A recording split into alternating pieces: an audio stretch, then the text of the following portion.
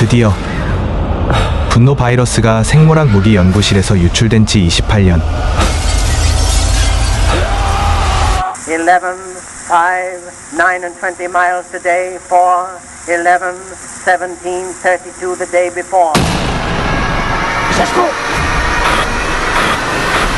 Try to think of something different. Again, there's no discharge in the war.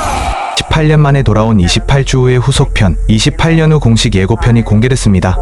북미에서는 공개 하루 만에 750만 조회수를 기록하며 큰 화제를 모았는데요. 오늘도 예고편 속 모든 떡밥 싹 다 분석해보겠습니다.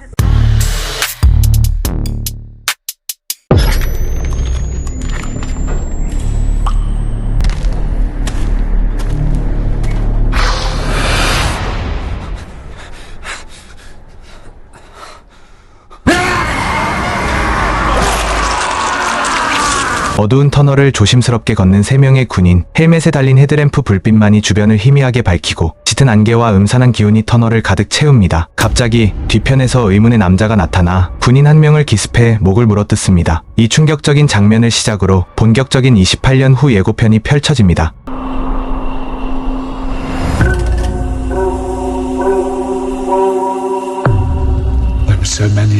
분노 바이러스가 생물학 무기 연구실에서 유출된 지 28년. 감염자들은 순식간에 영국 전역을 뒤덮었고 소수의 생존자들만 가까스로 살아남았습니다. 그들은 영국 북동부 노선벌랜드 해안에 위치한 작은 섬 린디스판에 모여 공동체를 이루며 생존을 이어가고 있습니다. 육지와 연결된 유일한 통로에는 방어 무기들이 빼곡하게 설치되어 있습니다. 외부 침입을 막으려는 생존자들의 절박함이 고스란히 전해지죠. 섬 안에서는 생존자들이 화살을 직접 제작하며 언제 닥칠지 모를 위협에 대비하고 있습니다. 그리고 이어지는 장면, 들판을 가득 메운 수많은 시체들 사이로 한 사람이 아무렇지 않게 시신을 모아 거대한 화염 속으로 던져 넣습니다. Infected and non-infected alike. That's why our home is so precious. 전에 린디스판 섬 안으로 감염자가 침입했음을 알 수 있습니다. 감염자든 비감염자든 이를 막기 위해 많은 사람들이 목숨을 잃었고 결국 이 섬도 결코 안전한 곳이 아니라는 사실을 보여줍니다.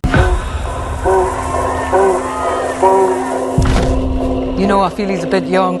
He's ready, Jenny. 이때 마을 사람들의 환호 속의 모습을 드러내는 12살 소년 스파이크와 그의 아버지 제이미. 이들은 세상의 진짜 모습을 찾기 위해 모험을 떠나게 됩니다. 7, 6, 11, 5. Once you walk onto that mainland, there's no rescues. 첫 장면에서 등장한 이 길, 바로 바다를 가로지르는 단 하나의 출입로. 스파이크와 제이미는 지금 이 길을 통해 마을을 떠납니다. 중간중간 스쳐가는 이 그림들, 그저 어린아이의 낙서처럼 보이시나요? 하지만 자세히 보면 몸에 화살이 3발이나 꽂혀 있음에도 끄떡없고 무려 패스트 원스라는 이름까지 붙여졌죠. 어린아이들이 믿을 수 없을 만큼 빠르게 움직이는 좀비를 목격한 것으로 보입니다. 그리고 다음 장면, 한 장의 낡은 지도. 지금까지 우리가 봐온 그 섬, 바로 홀리 아일랜드입니다. 실제 영국 북부 노선벌랜드에 위치한 고립된 섬이자 이 영화의 주요 배경이 되는 곳이죠. 잘 보시면 섬의 형태가 심장처럼 생겼습니다. 어쩌면 인류 생존의 마지막 심장이라는 의미일 수도 있습니다. 지도엔 린디스판 코즈웨이라는 이름의 길이 보입니다. 하루 2번 조수 간만에 따라 섬을 잠시 이어주는 유일한 통로죠. 끝없이 펼쳐진 해안선을 따라 그들은 낯선 숲으로 들어섭니다. Look at what's in front of you.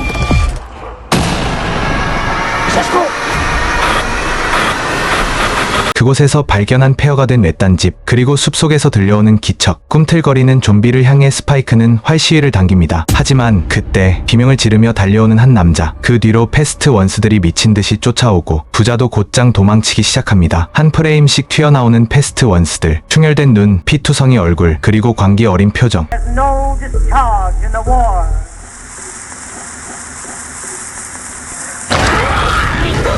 Count the bullets in the bandolier. Drop, they will get the top of you.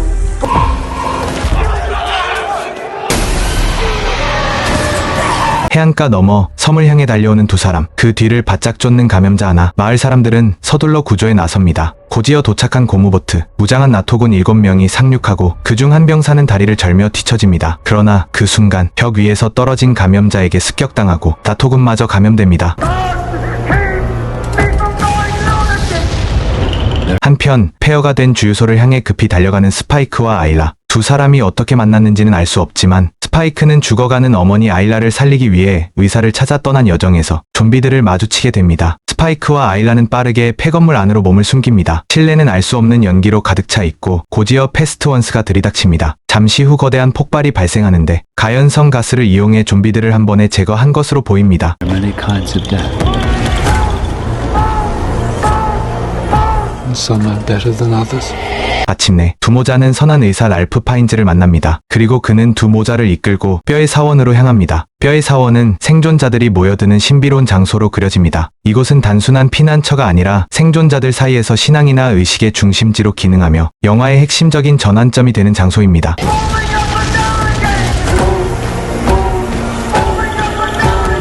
한 남자가 갑자기 튀어나와 나토군 병사를 빠따로 내려칩니다. 이 인물 예고편 첫 장면에서도 등장했었는데요. 좀비들을 이끄는 리더일 가능성이 매우 높습니다. 아일라의 출산 장면은 예고편에서 잠깐 스쳐 지나가지만 전체 이야기의 흐름 속에서 중요한 의미를 지닌 장면으로 보입니다. 극도로 열악한 환경, 즉 기차 안에서 출산을 감행한 이 상황은 단순한 생존을 넘어 절망 속에서의 탄생이라는 강한 상징성을 내포하고 있습니다. 출산 직후 아일라는 갓난아기를 안은 채 폐열차를 빠져나와 이동을 시작합니다. 이는 단순한 도주나 피신이 아닌 아이를 반드시 데려가야 하는 목적지와 그 여정에 담긴 사명감을 암시합니다. 즉, 이 아이는 단순한 생존자가 아니라 앞으로의 이야기에서 중요한 역할을 맡게 될 특별한 존재일 가능성이 큽니다. 특히 영화의 주요 배경인 뼈의 사원과의 연결성 역시 주목할 만합니다. 예고편 속에 등장하는 구조물과 인물들은 이 아이를 어떤 운명적인 장소로 이끄는 듯한 연출을 보이며 이 사원이 단순한 피난처가 아니라 아이와 깊은 관련이 있는 상징적인 공간으로 기능할 가능성을 시사합니다. 또한 좀비물 장르에서 출산과 신생아는 흔히 면역자 혹은 변이의 열쇠로 설정되는 경우가 많습니다. 이 아이 역시 28년간 진화한 감염자들과의 관계 속에서 전염병의 종식 또는 또 다른 진화를 암시하는 핵심 인물로 떠오를 수 있습니다. 이번 편에서는 좀비의 진화도 눈에 띕니다. 말라붙은 좀비부터 뚱뚱한 좀비까지 이제 좀비도 종의 다양성을 자랑하는 시대가 왔습니다. 그리고 드디어 등장한 해골 좀비. 1편 주인공 킬리언 머피의 짐이 아니냐는 루머가 돌았지만 실제로는 영국의 미술상이자 모델인 앵거스 닐이 연기한 새로운 감염자입니다. 데니 보일은 그의 인상적인 외모에 주목하여 직접 캐스팅했다고 합니다.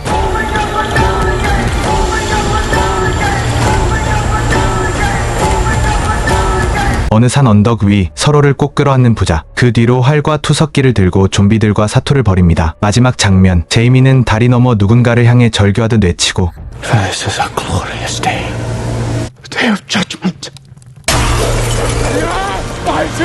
고지어 피를 토하는 신부가 등장하며 예고편은 마무리됩니다. 예고편의 배경음으로 사용된 시는 러디어드 키플링의 군화부치입니다. 2차 보어 전쟁 당시 아프리카를 행군하던 영국군 보병들의 심정을 반복적인 운율로 표현한 시로 지친 병사들의 행진을 리드미컬하게 묘사한 작품입니다. 이번 예고편에 삽입된 버전은 1915년 배우 테일러 홈즈가 낭송한 음원으로 무표정하게 시작해 점점 울부짖듯 격해지는 낭독 방식이 섬뜩한 분위기를 자아냅니다. 실제로 이 버전은 미군의 SERE 훈련에서도 사용된 바 있으며 예고편에서도 별다른 음악 없이 강렬한 긴장감을 이끌어내 팬들 사이에서 호평을 받고 있습니다. 2024년 12월 10일 공개된 티저 포스터와 예고편에는 1편 주인공 진 킬리언 머피의 모습이 등장하지 않아 궁금증을 불러일으켰습니다. 이에 대해 영화 전문 기자 제프 스나이더는 킬리언 머피가 2편 28년 후 뼈의 사원에선 카메오로 등장하고 3편 28년 후 파트 3에서 본격적으로 주인공으로 복귀할 예정이라 밝혔습니다. 이번 영화 28년 후는 새로운 트릴로지의 첫 작품으로 2편은 니아 다코스타 감독이, 마지막 3편은 1편의 연출을 맡았던 데니 보일 감독이 다시 메가폰을 잡을 예정입니다. 과연 영화 28년 후가 다시 한번 역대급 흥행을 맞이할 수 있을지 개봉일인 6월에 확인하실 수 있을 것 같습니다. 오늘 영상에 재밌게 보셨다면 구독과 좋아요 부탁드리며 저는 다음에 더 좋은 영상으로 돌아오겠습니다. 지금까지 리뷰픽스였습니다.